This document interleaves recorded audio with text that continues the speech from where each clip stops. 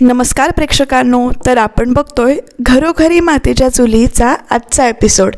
आजच्या एपिसोडची सुरुवात इंटरेस्टिंग दाखवली बरं का. जानकी नुसती बोलतच नाही तर करून पण दाखवते. यावर आपला आता विश्वास ठेवायला हरकत नाही आहे, कारण पुढे तसं घडलंय. तर तो जो काही चांदीचा कलश आहे त्यामध्येच तुम्ही मतदान करताना दरवेळेला, आणि आत्ता जर तुम्ही मतदान केलं तू वर्सेस मी, म्हणजे जानकी वर्सेस ऐश्वर्या, तर ऐश्वर्याचं मतदान या म्हणजे जिंकेल आणि ऐश्वर्याचं असेल होम मिनिस्टर, असं ती इथे सांगत असते जानकीला. बघ तुझा विश्वास, तुझी माणसं कशी या गडगडली आहेत, मुद्दामून मी पाडलंय तुझं साम्राज्य, असं म्हणून ऐश्वर्या इथे आपलं तोंड सोडून खूप बडबडते. आता जानकी त्यावर गप्पा बसेल ती कसली. ती आधी म्हणते की तुझं असं मी काय बिघडवलं आहे मला कळत नाही. मी दरवेळी तुझ्या चुका ज्या काही आहेत त्या पोटात घालते, तुला समजून घेते, आणि तू असं का वागतेस माझ्या बाबतीत. तर लगेच इकडे ऐश्वर्या म्हणते आणि हसायलाच लागते. तू समजून घेतलंयस, तूच तर ह्या सगळ्याला कारणीभूत आहेस असं म्हणते. बघ माझ्याकडे बघ, मी काय डिझर्व करते बघ, आणि तुझ्यामुळे माझं काय झालं आहे बघ.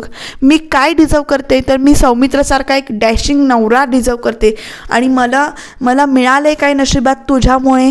तर तो घडा असा जो काही चांदीचा आहे तो असा उलटा करते आणि म्हणते हा असा उलटा घडा असलेला म्हणजे रिकाम्या डोक्याचा डिफेक्टिव्ह पीस सारंग माझ्या नशिबात आला आहे तो तुझ्यामुळे. मग लगेच ऐश्वर्याला इथे जानकी चिडून म्हणते की अगं जरा तरी लाज बाळग, तुझा नवरा आहे तो, तर ह्या सगळ्याचं कारण तूच आहेस असं म्हणून सांगते ऐश्वर्या जानकीला. जे काही घरामध्ये घडतंय किंवा जे काही होतंय ते फक्त तुझ्यामुळे होतं आहे, आणि तू मला त्रास दिला आहेस, आणि माझं जे काही चांगलं नाही झालं तर माझं नाही झालं चांगलं तर कुणाचं पण मी चांगलं होऊ देणार नाही. मला त्रास झाला तर मी सगळ्यांना त्रास दे, असं इथे ऐश्वर्या म्हणते. तुझ्यामुळे हे सगळं मला भोगावं लागतं असं ती जानकीला सांगत असते, आणि मी आता सगळ्यांना त्रास देणार, कारण मला त्रास झाला की सगळ्यांना त्रास देणार, आणि त्याची सुरुवात मी केलेली आहे. बघ सारंगला आणि आईंना कसं मी माझ्या बाजूनं केलं, आता राहिलेत नानासाहेब, त्यांना कसं माझ्या बाजूनं वळवून घ्यायचं हे मी नक्की बघेन, आणि मग तू या घरातनं बाहेर जाशील असं वगैरे इथं ती ऐश्वर्या जानकीला सांगते. आणि जानकी इथे म्हणते की नुसती स्वप्न बघू नकोस अगं, माझा विश्वास आणि जी काही माणसं आहेत ती माझी माणसं आहेत जी आज रागवलेत माझ्यावर, पण ती कधी ना कधीतरी माझ्या बाजूनं उभे राहतील, कारण हे जे काही गैरसमजाचा घोळ आहे तो लवकरात लवकर दूर होईल. आणि आता तू वाटच बघ, मी नुसतं बोलत नाही तर करून दाखवते. आत्ता घरात कोण नाही आहे, नाहीतर आत्ताच तुझं खरं रूप मी सगळ्यांसमोर उघड केलं असतं वगैरे इथं ऐश्वर्यातला जानकी इथे सांगते. मला आधी 2 मिनटासाठी वाटते की नुसती इथे जानकी बोलतीयच, कारण ती करत काहीच नाही आहे. इतके दिवस झाले ऐश्वर्या एवढी कारस्थानं करते, एवढे पराक्रम करते, उपद्व्याप करते, खरं जानकी त्याला उत्तरच देत नाही. ती नुसती बघत राहिली, आणि आता ती धमकी देते माझ्या माणसांना मरण यातना झाल्या तर त्या ज्या व्यक्तीमुळे झालेत त्याला तुझा मी त्रास देणारच असं इथे ती म्हणते आणि निघून जाते. तर इकडे ऋषिकेश आपला मात्र खूपच टेन्शनमध्ये आहे बरं का. ऋषिकेश सगळ्यांना फोन करून तो माल घ्या असं म्हणून रिक्वेस्ट करतोय. कुठे फोन लावतोय, भोपाळ, विदर्भ, नाशिक, इकडे तिकडे कर्नाटक, सगळीकडे तो फोन लावतोय. त्याच्याबरोबर तो देशमुख म्हणजे त्यांचे जे काही मॅनेजर आहेत ते देशमुखसुद्धा फोन लावत आहेत, आणि कोणी बायर्स मिळत आहेत का ते बघत आहेत. दोघांची इकडे फोनाफोनी चालू आहे. सारंगने जी काही एक घोळ घालून ठेवला आहे ना ऐश्वर्याने, सारंगने ॲक्च्युली म्हणणार नाही मी, ऐश्वर्याने जे काही घोळ घालून ठेवला आहे ना मुद्दामून, त्याच्यामुळे इकडे ह्या दोघांची मात्र चांगलीच तंतरली आहे. कुणीच बायर्स तयार होत नाही आहे, कारण तिप्पट भाव लावला आहे या सयाजीरावांनी या शेतकऱ्यांच्या मालाचा, आणि माल आता तो नाही विकला गेला तर तो खराब होणार, आणि त्यामुळे शेतकऱ्यांचं नुकसान होणार. तर इथे कोण मिळालं का, कोण तयार झालं का माल घ्यायला. तर इकडे ते देशमुखसुद्धा म्हणतात की नाही, कोणीच तयार होत नाही आहे. मी सगळीकडे फोन केले. ह्या ऋषिकेश 2-3 ठिकाणची नावं घेतो, ते देशमुख 2-3 ठिकाणची नावं घेतात, विदर्भ, मराठवाडा, कर्नाटक, इकडे पश्चिम महाराष्ट्र, सगळं असं ते नावं घेतात. तिथे कोणीच नाही. भोपाळपर्यंत तो फोन करतात सगळेजण, पण कोणीच तयार होत नाही आहे माल घ्यायला, आणि तिप्पट मालची किंमत लावल्यामुळं तयार होत नाही आहेत, आणि आता शेतकऱ्यांचा माल पडून राहिली याची टेन्शन सगळ्यांना आलं आहे. जवळजवळ 1,70,00,000चा माल जो काही आहे शेतकऱ्यांचा तो खराब होणार आहे, आणि आता ते 1,70,00,000 तर शेतकऱ्यांना दिले पाहिजेत, कारण ते विश्वासानं यांच्यावर जबाबदारीनं देतात, आणि त्यांना बायर्स नाही मिळालं तर नुकसान होणार. आता ही गोष्ट आपण नानासाहेबांना सांगायची नाही असं ऋषिकेश इथे म्हणतोय, कारण नानासाहेब आता बाहेरगावी आहेत. त्याचं पण म्हणणं पटतंय मला, आणि इकडे त्यात अडकलेल्या सुपारीसारखी त्याची अवस्था झाली आहे म्हणून इकडे सयाजीराव बबन आणि इकडे त्याचे कामगारचे काही आहेत कार्यकर्ते ते सगळे इकडे हसतायत. ऐश्वर्याचा फोन आला आहे. ऐश्वर्याला सयाजीराव सांगतायत की त्या अडकीतल्या अडकलेल्या सुपारीसारखीच ऋषिकेशची अवस्था झाली आहे. 1,70,00,000चा माल आहे तो असा पडून राहिला आहे. आणि ऐश्वर्या म्हणते की झोपेतसुद्धा 1,70,00,000 असं कापरं भरलं पाहिजे ऋषिकेशला. ते ऐकल्यानंतर त्याला झोपेतसुद्धा 1,70,00,000 दिसले पाहिजेत असं म्हणून इकडे ऐश्वर्या म्हणते. आणि आता जी काही आग लागली ना ती आणखीन फुंका, आणखीन तडपवा. मला ना असं त्या आगीमध्ये ऋषिकेशला त्रास होतोय आणि त्याच्यामुळे जानकी अशी की तंतरलेली बघायचे, भीतीनं गारटलेली बघायचे. आणि इथे सयाजीराव म्हणतात की माझी तरी इच्छा आहे की त्याच्या तोंडाला काळं फासलं गेलं पाहिजे, म्हणजे ऋषिकेशच्या तोंडाला काळं फासलं गेलं पाहिजे असं म्हणून इकडे सयाजीराव म्हटल्यानंतर ऐश्वर्या म्हणते की करा, ते पण करा. आणि अशी मला मज्जा येते ना, खूप आनंद वाटतो ह्या दोघांना त्रास होतोय ते बघून. काय मानसिकता दाखवली आहे बिचाऱ्या शेतकऱ्यांचं नुकसान. आणि काय खरंच अवघड आहे बाबा, अशी विचारसरणीची माणसं नकोत आपल्याबरोबर. तर आता जानकी देवासमोर बसली आहे, देवाला प्रार्थना करते की दरवेळी तू आमच्याबरोबर असतोस, दरवेळी आम्हाला वाट दाखवतोस आणि यावेळीसुद्धा जे काही संकट आले त्या संकटातून आम्हाला बाहेर काढण्यासाठी मदत कर असं म्हणून ती इथे प्रार्थना करते. आणि तेवढ्या तिथे दिवा फडफडला आहे. दिवा फडफडल्यावर भीती वाटते जानकीला आणि जानकी त्या दिव्याला इथे हात धरते आणि जे सावरते आणि प्रार्थना करते की आमच्या बाजूने राहा असं म्हणून इथे देवाला प्रार्थना करते आणि हात जोडते देवासमोर की आम्हाला काहीतरी मार्ग दाखव, या परिस्थितीतून बाहेर काढायचा, ऋषिकेशच्या आणि माझ्या बाजूने राहा. ऋषिकेश जानकीला शोधत शोधत आता देवघरात आलाय. आणि देवघरात आल्यानंतर ते जानकी आणि ऋषिकेश दोघंजण बोलत आहेत आणि अजून तरी कुणीच बाहेरच मिळालेला नाही आणि सगळं आता अवघड आहे आणि शेतकऱ्यांचं नुकसान होणार आहे. जवळजवळ 1,70,00,000चा माल खराब होणार आहे असं म्हणून इथे ऋषिकेश जेव्हा जानकीला सांगतो तेव्हा तिला सुद्धा धक्का बसतो. बापरे, एवढा माल असं म्हणतो. आणि ते जे काही कागदपत्र आहेत, फाईल आहेत ती जानकी बघते, बघू म्हणून सांगते. ती विचारते की आपल्याकडे एवढे पैसे असतील ना कंपनीच्या अकाउंटमध्ये. मग इथे जानकीला ऋषिकेश सांगतो अगं तुझं माझं असं आजपर्यंत आपण कधीच केलेलं नाही. जे काही असेल ते करंट अकाउंटला ठेवलं आहे आणि करंट अकाउंटचा जो काही मेसेज असेल तर तो नानासाहेबांना जाणार, नानासाहेबांना कळणार इथे सगळं. आणि आत्ता त्या नानासाहेबांना सगळं कळणं मला वाटत नाही की त्यांना कळावं. माझ्या परीने जो काही हा विषय आहे तो सोडवायचा प्रयत्न करतोय आणि मी करणार असं म्हणून तो इथे सांगतो ऋषिकेश जानकीला. जानकी म्हणते की सॉरी, मला हे पटत नाही. आता 2 मिनटं मी सुद्धा शॉक होते की ती असं का म्हणते. तर ती समजावते ऋषिकेशला आणि छान समजावते बरं का.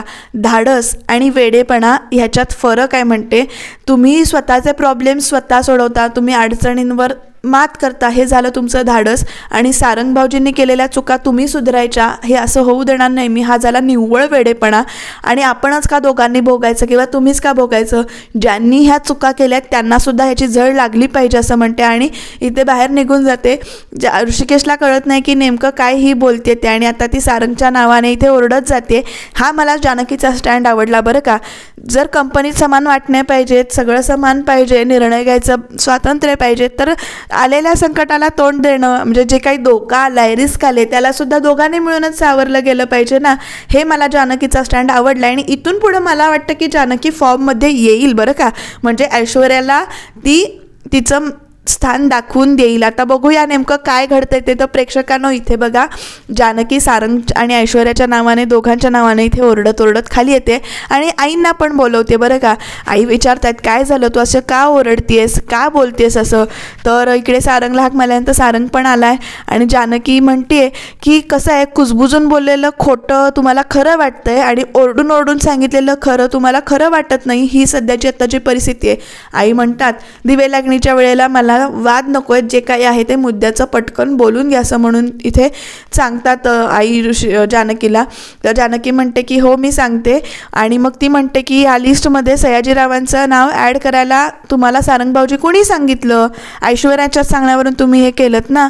आणि मग हे कळल्यानंतर आईना सुद्धा धक्का बसतो. काय, बाजार समितीच्या यादीमध्ये सयाजीराव म्हणजे सयाजी भाऊजींचं नाव, तर जानकी म्हणते की हो हेच आई तुम्हाला आम्ही कधीपासून सांगायचा प्रयत्न करतोय की बाजार समितीच्या यादीमध्ये सयाजीरावांचं नाव ॲड केलं आहे, त्यांनी मालाचे भाव तिप्पट लावलेत, त्याच्यामुळे हा सगळा घोटाळा झाला आहे. जवळजवळ 1,70,00,000चा माल इथे पडून आहे आणि शेतकऱ्यांचं नुकसान होणार आहे. आणि त्याच्यामुळे ऋषिकेश इथे सारंगवर मगाशी ह्याच गडबडीत इथे ओरडलेत. आता शॉक व्हायची पाळी ऐश्वर्याची पण आहे आणि आईंची पण आहे बरं का. कारण ऐश्वर्या लगेच इथे म्हणते, म्हणजे बोलायला जाते की मी असं, ती डोळ्याने खुणवते सारंगला की सांगू नका असं, मी सांगितलं असं सांगू नका असं ती डोळ्यांनी खुणवायचा प्रयत्न करते की नाही म्हणा म्हणून. किंवा जेव्हा सुमित्रा आई विचारतात की हे खरं आहे का वगैरे, तर तेव्हा सारंग म्हणतो की हो हे खरं आहे. ॲक्च्युली काय झालं, मी ती फाईल घेऊन जात होतो, ती फाईल दादाने मान्य केलेली नव्हती, तर त्याने काय केलं ऐश्वर्याने की माझ्या हातातून फाईल काढून घेतली आणि स्वतःच्या हाताने त्याच्यात मनोहर पाटील जे काही नाव होतं पाटील भाऊंचं नाव खोडलं आणि त्यामध्ये सयाजीराव विखे पाटील आपल्या डॅडाचं नाव ऐश्वर्याने इथे घातलेलं आहे असं म्हणून इथे सारंग कबुली देतो. सारंग काही ऐकत नाही बरं का ऐश्वर्याचा. ऐश्वर्या खुण्यानं सांगत असते नाही म्हण म्हणून. आणि मग लगेच इकडे आई फाईल घेऊन बघतात आणि त्याच्यावर नाव वाचतात की खरंच नाव खोडून इथे लिहिलेलं आहे. आणि आता आई मात्र तयार होत आहेत की बघूया पुढे काय होतं आहे ते. कारण आई म्हणतात बापरे सयाजी भाऊजींचं नाव ह्याच्यात ॲड केलं आहे. आणि मग इथे जानकी म्हणते की हो आई, सयाजी काकांनी मालाच्या किमती ज्या काही आहेत त्या तिप्पट लावल्या आहेत, त्यामुळे कुठल्याच शेतकऱ्यांचा माल कोणीही घ्यायला इथे तयार नाही आहे.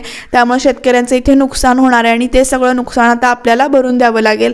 तर लगेच कंपनीच्या अकाउंटमध्ये पैसे असतील असा विषय जातो. तर ऋषिकेश इथे म्हणतो की कंपनीच्या अकाउंटमध्ये असतील पण तेवढे पैसे, पण मला म्हणजे ते करंट अकाउंटचा जो काही मेसेज आहे तो इथे नानासाहेबांना जाईल आणि नानासाहेबांना आता हे सगळं मला कळू द्यायचं नाही आहे, कारण त्यांना आधीच बीपीचा त्रास आहे आणि ते आता बाहेरगावी आहेत. मी माझ्या परीनं हे सगळं सोडवायचा प्रयत्न करतो.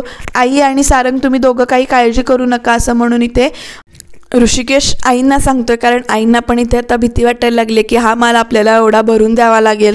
आणि आता खरंच त्या घाबरल्या आहेत आणि सयाजी काकांचं नाव ऐकून तर घाबरल्यात तेवढ्यात. आणि सारंगसुद्धा इथे घाबरला आहे. ऋषिकेश लगेच सारंगजवळ जातो आणि त्याला सॉरी म्हणतो की मी मगाशी ह्याच गडबडीमध्ये ह्याच विचारांमध्ये मी तुझ्यावर ओरडलो, मला तुझ्यावर ओरडायचं नव्हतं, मला खरंच माफ कर असं म्हणून ऋषिकेश सारंगची माफी मागतो.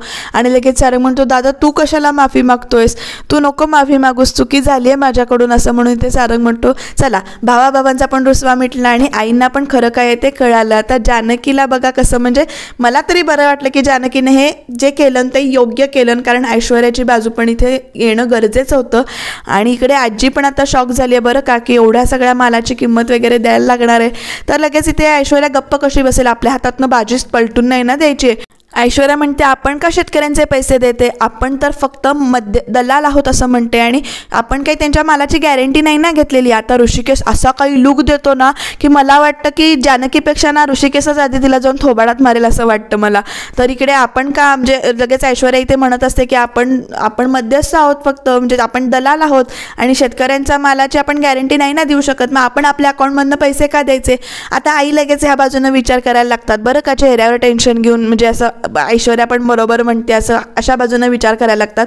तेवढ्यात जानकी इथे ऐश्वर्याला म्हणते की ऐश्वर्या तू दलाल शब्द वापरू नकोस, आपण मध्यस्थ आहोत, शेतकरी आपल्यावर विश्वास ठेवतात आणि आपण त्या विश्वासानं इथे पुढं गेलं पाहिजे.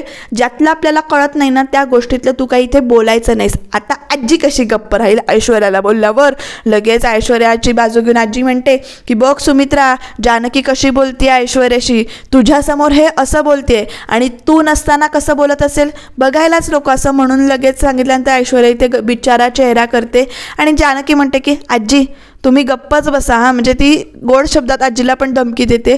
मगाशी ऋषिकेशला आई ओरडत होत्या तेव्हा नाही तुम्ही बाजू घ्यायला आलात ऋषिकेशची किंवा ऋषिकेशबद्दल काही बोलला नाहीत आणि लगेच आता ऐश्वर्याला बोलल्यानंतर तुम्ही ऐश्वर्याची बाजू घ्यायला येत आहे. बघा आई, तुम्हाला एकच बाजू दाखवली जाते, दुसऱ्या बाजूला जे काही घडतंय ते तुमच्यासमोर आणूच दिलं जात नाही आहे. दुसऱ्या बाजूला कुणाचं काय जळतंय हे सगळं तुम्हाला दाखवलंच जात नाही आहे, तुम्हाला फक्त एकच बाजू इथे दाखवली जाते असं म्हटल्यानंतर आजी गप्प राहिल्यात. मग लगेच ऐश्वर्याला पण गप्प झाले आणि जानकी इथे सांगते की सगळं तुमच्यासमोरच आहे बघा, आणि हा जो काही शेतकऱ्यांचा माल आहे तो आपणच भरून दिला पाहिजे, कारण शेतकऱ्यांचा आपल्यावर विश्वास आहे आणि हे सगळं आपण विश्वासाने इतकी वर्ष कमवलं आहे. तोपर्यंत ऋषिकेशला इथे फोन येतोय आणि ऋषिकेश म्हणतो की हा फोन घेणं महत्त्वाचं आहे आणि हा फोन खरंच खूप गरजेचं आहे घेणं, मी लगेच बोलून येतो आणि आई आणि सारंग तुम्ही काळजी करू नका, होईल सगळं नीट, मी करेन व्यवस्थित असं म्हणून इथे सांगतो. आणि ती दोघंजण इथे वरती जातात. जाताना ऋषिकेश इथे आईच्या हातावर हात ठेवून विश्वास देतो की मी सगळं हे व्यवस्थित करेन, तू टेन्शन घेऊ नकोस, तू काही काळजी करू नकोस, चल जानकी असं म्हणून ही दोघंजण इथे वरती जातात. आणि तेवढ्या तिकडे ऐश्वर्या परत आपली बाजी पलटू द्यायची नाही याच्यासाठी काय आहेत ही दोघं असं म्हणून काहीतरी बोलायला जाणार, तेवढ्या तिकडे आई म्हणतात की तुम्ही ऐश्वर्या तू गप्पच बस, तू आणि सारंगनी माझ्यापासून ही गोष्ट का लपवलीत, तुम्ही जेव्हा परवानगी घ्यायला आला होता तेव्हा तुम्ही मला हे सांगू शकला असतात की सारंग की त्यामध्ये लिस्टमध्ये सयाजीरावांचं नाव घातलं आहे किंवा सयाजी भाऊजींचं नाव ॲड केलं आहे, तुम्ही दोघांनीसुद्धा ही गोष्ट माझ्यापासून लपवलीत. सारंग तू सुद्धा हे बोलू शकला असतास पण तू इथे ते बोलला नाहीस, तू लपवून ठेवलंस आणि मला या गोष्टीचा राग आला आहे असं म्हणून त्या इकडनं निघून जातात, कारण गोष्टी सारंगनंसुद्धा लपवल्या आहेत. आणि आई निघून गेल्यानंतर आजी म्हणतात आता बसा बोंबलत असं म्हटल्यानंतर इकडे सारंगच्या चेहऱ्यावर रडायचे भाव आलेत, कारण आई चिडल्यात. आणि आता ऐश्वर्याचा परत इथे जळफळाट व्हायला लागला आहे, कारण ऐश्वर्याने जे काही केलेलं असतं तो प्लॅन फिसकटच चालला आहे. पण प्रेक्षकांनो तो फिसकटणार नाही आहे, कारण इथे शेतकरी आले त्या ऋषिकेशच्या नावाने हाय हाय करत आणि उद्या त्याच्या चेहऱ्याला काळं फासायच्या बेतात आहेत, कारण त्यानं शेतकऱ्यांची फसवणूक केली. त्यामुळे आता उद्या ऋषिकेशच्या तोंडाला इथे बहुतेक काळं लागणार आणि ह्या सगळ्याचा आनंद ऐश्वर्या घेते. जानकी कुठे आहे ते आपल्याला बघत राहणं गरजेचं आहे, त्याच्यासाठी सबस्क्राईब करा.